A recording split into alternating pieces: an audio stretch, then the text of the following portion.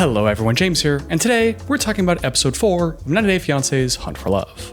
In this episode, we see Cole, Jennifer's new pathetic love interest, reveal his true colors as a complete maniac that's honestly pretty scary. Jennifer ends up dumping his ass for being a complete lunatic and starts hooking up with Rob right in front of him to teach him a lesson. I think what they did was very disrespectful and I won't tolerate that. This episode was crazy dramatic and I can't wait to share it all with you, so let's get into it. The episode starts off right in the middle of a heated fight going on between Tim and Jennifer that began at the end of last episode. Now is my turn, and I want to do it. If you don't remember why they're fighting right now, then you can watch my video I made last week covering the whole thing. But the gist is, Jennifer, being a salty and petty ex, started maliciously spreading this story about how back when they were dating, Tim had allegedly paid a male stripper to give Jennifer a lap dance at a strip club. Tim then got wind of this story floating around, went to confront Jennifer about it, and that's when all hell broke loose. There was cussing, there was shouting, other people started to get involved to cool things off, which didn't work at all and really just presented a new target for Jennifer to scream at. Things got pretty ugly, and that is where episode 4 starts. You got a nice guy right here, talk to him. Why are you talking to me? Why are you talking about me? I don't really understand Jennifer's point here, because she keeps shouting at everybody, "Oh my god, the truth has finally been revealed. Amazing. See, he really did pay for a stripper for me." But Tim's never denied the authenticity of the story, and you can even hear him saying, "Yeah, I did pay for a stripper for you. That was 7 years ago." It was 7 years ago. Move the on. So don't really understand what leg Jennifer thinks she's standing on here. But Jennifer is finally pulled away, the two of them are separated, and, at least for the moment, the fight ends. Tim walks off with one of the guys and we end up seeing him in a one-on-one explain that he did pay for that lap dance, but it's not because he's gay or likes to watch, it's because she had never been to a strip club before and he thought he was being kind of the cool boyfriend in paying for the dance and letting her have that experience. She had never been to a strip club. It's just me trying to be the cool boyfriend. But Tim is primarily upset that this happened 6 years ago. It was totally in the past, and now that he's in his mid-40s, he goes to the singles retreat trying to find a partner, and as soon as he gets here, he feels like his chances are completely sabotaged because Jennifer is immediately planting in everyone's heads the idea that he's secretly gay. I gotta go outside, bro. I'm so heated right now. I need some air. And before he leaves the club, we see Chantel go to comfort Tim. But while Tim vents to Chantel, Jennifer vents to Cole. It starts off okay with Cole asking the normal questions. Are you okay? What happens? Like, tell me about it. But Jennifer, man, she is so one-sided. She paints this picture to Cole as if Tim has been talking all this shit and causing her all these problems for 6 years. And the whole time, Jennifer has just been suffering in silence until today, where she's finally standing up for herself. And I've been quiet because I don't like drama. Which sure sounds rough and all, but if you've watched any season with Jennifer in it, you know that's complete hogwash. Jennifer does not take the high road. She always fights back, always gets vicious, always has this holier than thou, I'm better than you kind of persona. That's what she does. And that's not even me saying it. She introduces herself as a confident, direct, take no prisoners kind of personality. So for her to sell herself now like an innocent victim who's just been silenced the whole time and taking this one-way abuse from Tim, I'm not buying that. All the people here deserve to know who he is, and he needs to learn to close his big mouth. Also, aren't we just talking about some minor shit talking between two exes? Like, is it really that deep? But alright, she is upset, she's riled up right now, so she can be biased on one side and, you know, that's fine. What's more interesting to me is Cole's response to all this. Because instead of demonstrating any critical thinking skills or any ability to form his own opinions, instead, he seems to believe everything she says. He says, "You're so right, Tim is so bad, everyone's gonna find out the truth about just how bad he is." People will know what the truth is. The truth has been said. Yeah. You remember in my last video when I said Cole seemed kind of pathetic and like he was just saying and doing whatever he could to get Jennifer to like him and didn't really have any personality or thoughts of his own? Yeah, so I was right. And he even grossly speculates that Tim might be watching the two of them talk right now and might be getting off on the two of them having an interaction, like just being really weird and creepy. It makes me wonder if he's going to be watching in the background to see how we interact and if there's going to be a sexual fetish there or if he's going to be turned on by that. But things then get even more interesting when Cole goes to talk to Tim and Chantel. Hey guys, I'm going to interrupt this conversation. What's up? Okay? I just want to understand what happened back there. Now, before they get into it, I want to ask you, what do you think Cole's intentions here are? Because the way I see it, it could either be A, he's approaching Tim to stand up for Jeniffer, maybe put on some show of toxic masculinity, be like, listen here, kid, you're never gonna talk to my girl like that ever again, huh? Like that.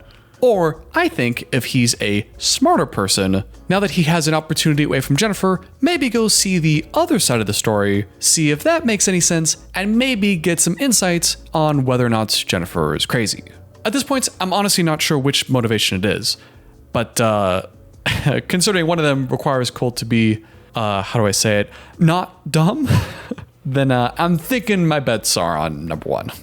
Cole approaches the two of them. He asks what was going on, what happened. Tim says, sure, it's actually very simple. You see, she's been talking all this shit about me. I wanted to confront her because I wanted to bury the hatchet. And already Cole's interrupting and going, well, if you didn't want drama, Tim, maybe you shouldn't have talked to her. Oh, I understand. If my ex was talking bad about me, I would hate that. But Tim, you're 44, buddy. You have life experience. You know this isn't how you should behave. Absolutely. So if you don't want any drama, Yeah. here's the thing, right? Let me ask you a second. 44. 44, right? Right. You have life experience. And Chantel, she sees Cole's already made up his mind and goes, okay, well, listen, Cole, let me try to explain this whole thing. I think it'll help. But instead of pausing or letting her talk or giving her the time of day at all, Cole tries this move. Life Drama. experience. Can I tell you right? something? You've been through I feel like it would. Chantel? I feel like it would. Oh, that's gross.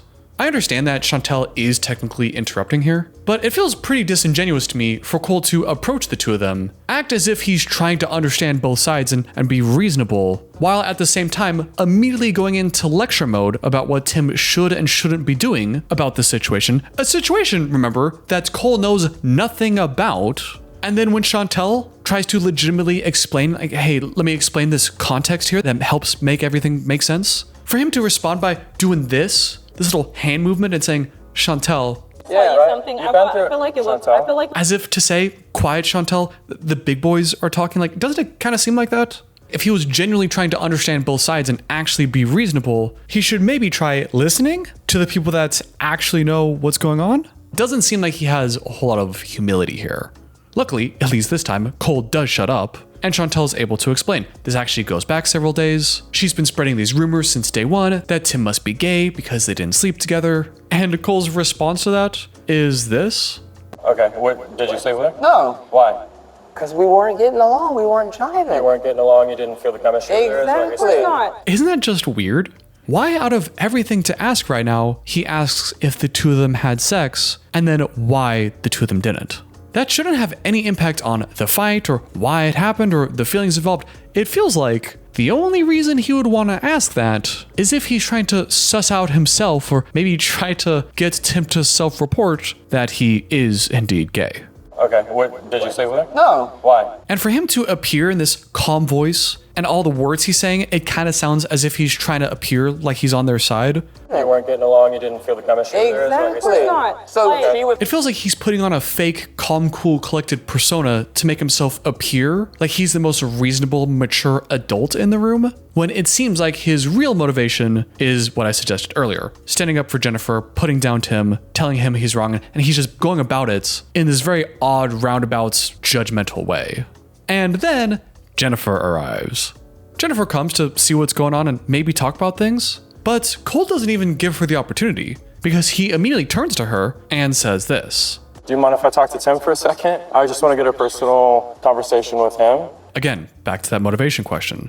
Maybe, if he was smart, he wants to have a personal conversation without Jen there so he can suss out what's actually going on and maybe even inform his own opinion. Wouldn't that be amazing? Or, in his attempt to prove just how masculine and macho he is and how much of a protector he is, he doesn't even want Jeniffer to be involved.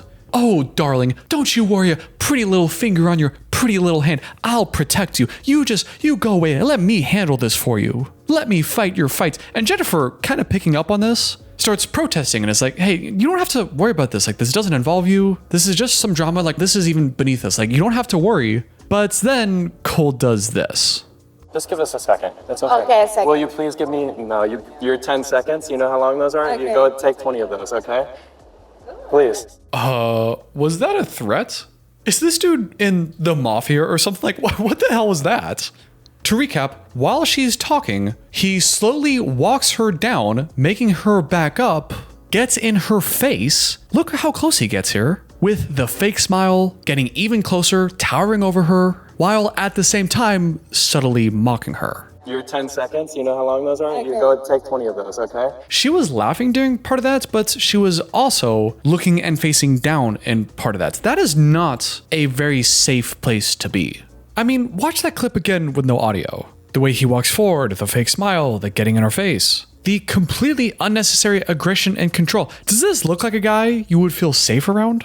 Now, of course, I don't know the guy. I'm not making any accusations on this YouTube channel, but I am making the observation that that face, that sure looks to me like someone who might be 2 seconds away from punching someone in the face. And that is a scary person to be around, especially as a woman, and doubly especially if he gets like this because of a romantic dispute. That just screams trouble to me. Jeniffer tells us in a one-on-one that although she appreciates Cole's willingness to stand up for her, she doesn't need anybody to fight her fights. She doesn't like his attitude, she especially doesn't like that he pushed her away, and feels like these are massive red flags for controlling aggressive behavior, which I absolutely agree with. And then we see more Cole. Cole continues to talk condescendingly towards Chantel and Tim, making a pretty stupid point that, well, if you guys said this whole thing happened 7 years ago and she should be over it, then why are you guys bringing it up now? Shouldn't you be over it? Just listen to me for a second. The argument that you guys made initially is that it was 7 years ago. She should have no hard feelings about that. Right? So why is he confronting her? Which, for anyone that's been even half paying attention, it should be obvious. The problem to them is not what happened 7 years ago. Their problem is that Jeniffer is spreading this information today. She's actively talking and spreading rumors about it. That's their issue. A point Tim and Chantel try to communicate to Cole, but Cole, in his infinite masculine wisdom, doesn't understand. About having hard feelings. Clearly he has hard feelings about it. Irrelevant if it was 7 years ago. That's the argument you just made. Honestly, I kind of love Chantel. Chantel quickly figured out that Cole is too stupid to figure out what the hell they're talking about and completely unwilling to understand someone else's side, so she just gives up and starts mocking and dancing on him. Man, I hope she twerked on him. That would have been the best. Like, is this guy for real? Tim, like the rest of us, is very confused right now. Because as Tim says, for one, why is Cole defending Jasmine, a little Freudian slip there, Jeniffer, like they're married and have known each other for years when they met 3 days ago? And secondly, where is all of Cole's confidence coming from around this situation that he obviously knows nothing about? Where is this guy getting off of? Like, he knows he doesn't know anything. Cole knows that Jeniffer, Tim, and Chantel have known each other for years. So why, when he just found out this was even a thing 5 minutes ago, is he acting like he has the authority of God to decide who's right and wrong here? At this point, Tim's kind of given up. He says, I don't really care what you think anymore, dude. You're a great looking guy. I'm sure you have the best intentions, but frankly, this doesn't involve you. Cole says, no, it actually does concern me once you go after her. Now you've made it my business, buddy. And then this happens. You know how she is. You know she's confrontational. What happened initially? Did you catch that? Because I missed it the first time.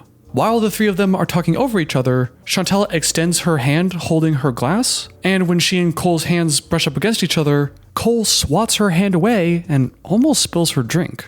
She's confrontational. What happened initially? And hey, I know how some of you are thinking. Some of you are already going to the comments talking about how I'm making a mountain out of a molehill, how I'm being so overly critical of Cole, there's no way he means everything, I'm just making shit up to make another man on the internet look bad. I've gotten those comments. I know some people out there have that perspective. However, I think you're wrong. Touching someone at all is a pretty big barrier. Showing any kind of physical force with someone in a disagreement, especially a woman that you don't know, sure, objectively, it might be just a little push, but it also tells us that he's okay with breaking that barrier. And given what we just saw with how he bulldozed over Jeniffer, this is now the second example of him showing he's willing to be physically aggressive to control or get a woman to do what he wants. Chantel, luckily, always knows how to lighten the mood and says his breath stinks. amateur. You touched me. Your breath You stinks. touched me. Okay. Your breath Then move away. Anyway, things have gotten out of hand. Other people are now coming in to break things up as their sense of the tension is rising. Tiffany also thinks this guy is acting whack, being frankly super crazy and kind of obsessive in his defense of this girl that he just met. Every single person here pointing at Cole, saying like, hey, you're crazy, can't be wrong. Jeniffer comes back to argue some more. Tim tries saying, hey, let's just leave each other alone. Jeniffer then brings up the money thing, saying it was never about the money, insinuating that perhaps her actual hurt feelings were the gold digger accusation, so good on her for expressing that, I guess. But Tim's not having it, he's over the whole thing. Tim storms off, he's had enough, and he gets a taxi to go home and leaves the club for the rest of the night. The show then spends the next 10 or 15 minutes or so catching up with other couples in the episode. Nothing much to say about that until sometime later, it seems like the club is closing as everyone is filing away and starting to head to the buses. And we then see some issues with Cole and Jeniffer.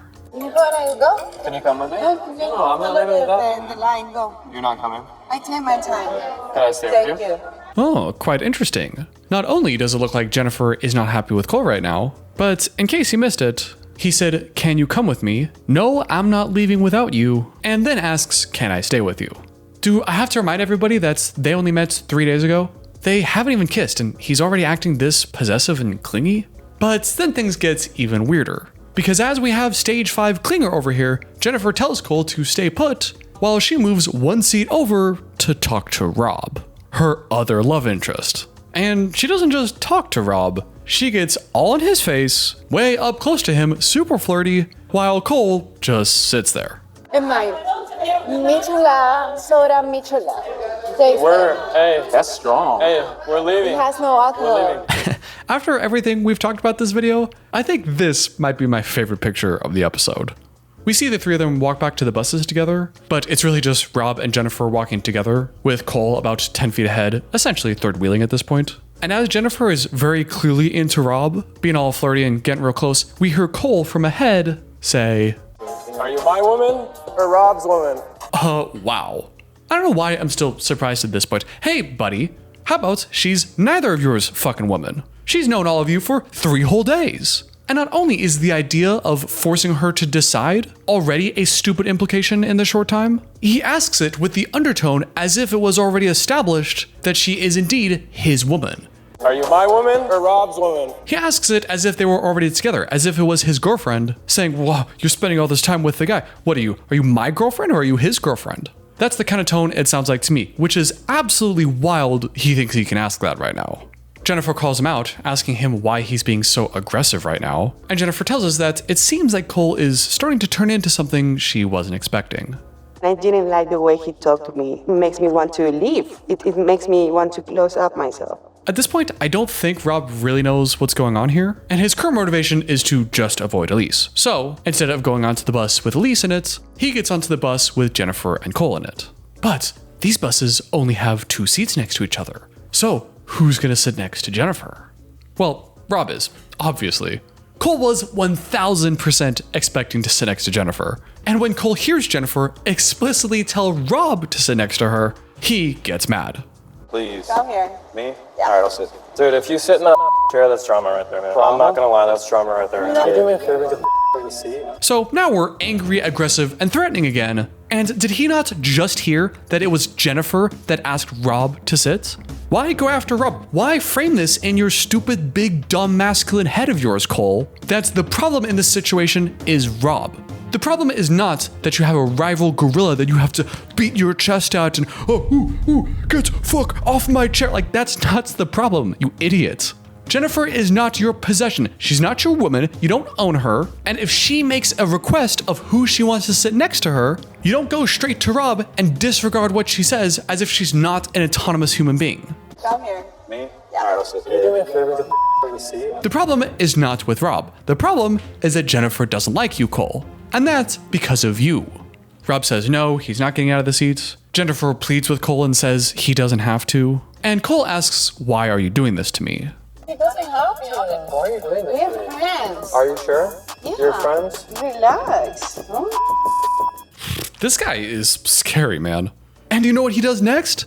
He sits right next to them. It's an entire bus. They have all these rows that are free. And he chooses to sit right next to them. And Cole gonna come over my shoulder talking about, get the up, bro. And he sits right next to me. He also asks Jennifer if this is something she wants to pursue, then let him know so he can go F off and do his own thing. And when you combine that with him asking, why are you doing this to me?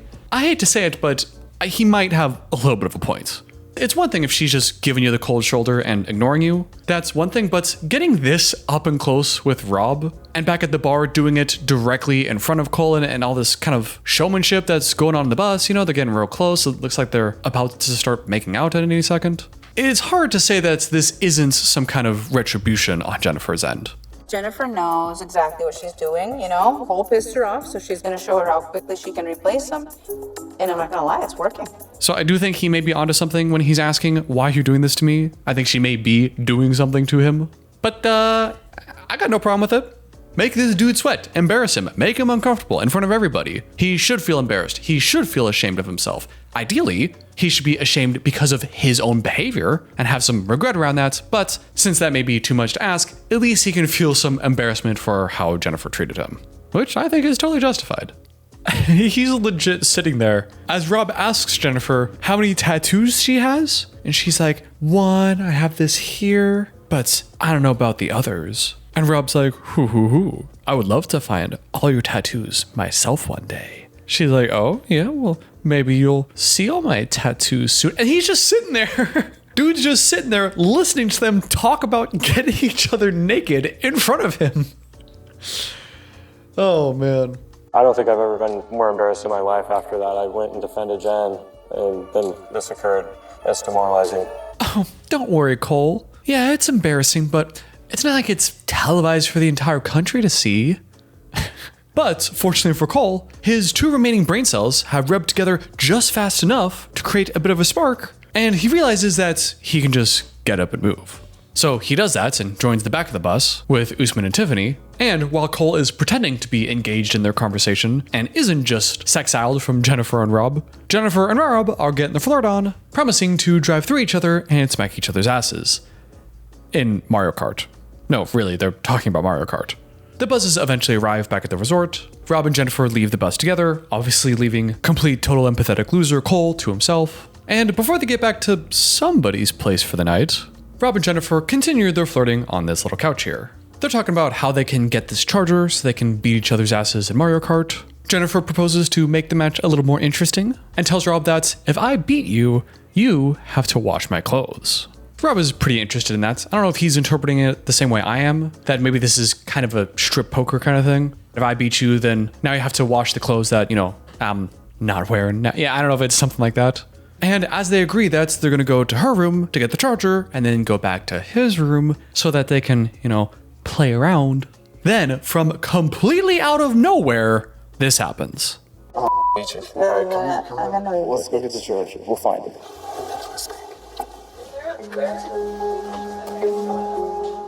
What the fuck? Cole just walked up from behind her, taking her by complete surprise, whispers in her ear that she's making a mistake, and then I think kisses her on the temple or cheek or something goodnight. I don't know if he actually kissed her, but it sounded like there was a kiss. And she kind of recoils as if there was a sudden thing that happened, so I think he did. But regardless, oh my god. If we're being real charitable, it could be that he was just trying to legitimately warn Jennifer about what kind of guy Rob is or his intentions, but I don't think that's what he's doing. To me, it sounds a lot more like he's saying this as some kind of threat. Now, maybe he's just saying that we had a thing going, if you proceed with Rob, then we're done. Maybe he's just threatening her with the stability of their own situationship or something. I would like to believe it's not anything worse than that, but what reason has he given us to assume that he's not threatening her with something more serious? Now, again, I'm not accusing this guy of bringing a freaking machete and like he's gonna murder everybody. Like that's not what I'm saying. Legally, I don't think I can make those kind of claims on YouTube, so want to be clear.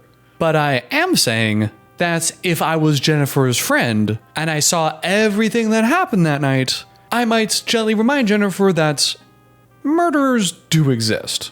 You know, I'm not saying that he is one, you know, who can legally say anything like that, but for some reason when I watch him, I'm reminded of some true crime documentaries that I watched before. I have no idea why I just suddenly started thinking about that when I watched this guy. That's a totally weird and random coincidence. Anyway, And their episode finishes with Cole ominously telling us in a one-on-one that he thought the two of them had a spark, he's surprised how quickly that seemed to fade, that he thinks what they did tonight was very disrespectful, and I think what they did was very disrespectful, and I won't tolerate that. he won't tolerate that.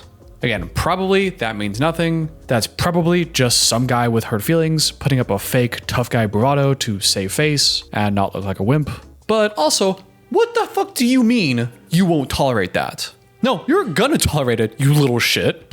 Maybe instead of thinking that's the only way to be a man in this scenario is to clamp down and control everyone around you even harder, maybe you could realize that being a big man might involve something like, I don't know, processing and handling your own damn feelings? Maybe realizing that there's an entire world outside of you, and that just because you feel bad and hurt, that maybe that's an invitation for you to reflect on your actions and how you got in here?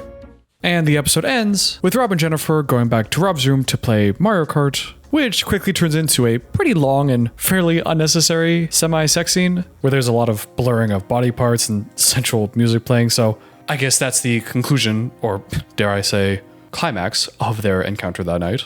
Oh, brother, this guy stinks! While Cole presumably goes back to his room completely alone. And the episode ends. That's all I got for today's video. Let me know what you thought about this couple in the comments down below. Do you think I overreacted here with Cole? I was initially going to spend most of this video making fun of how simpy he is, believing everything she said, white knighting for her and fighting her fights, and how it ended up backfiring. But looking more closely at his behavior, I just couldn't ignore how much it looked like early warning signs of an abuser. I hope I'm wrong, and I hope the real life Cole is much better, but let me know what you think. A big thank you to all of you channel members for helping support this channel, with an extra special thank you to my producer, Nancy Jones. And until next time, I'll see you later.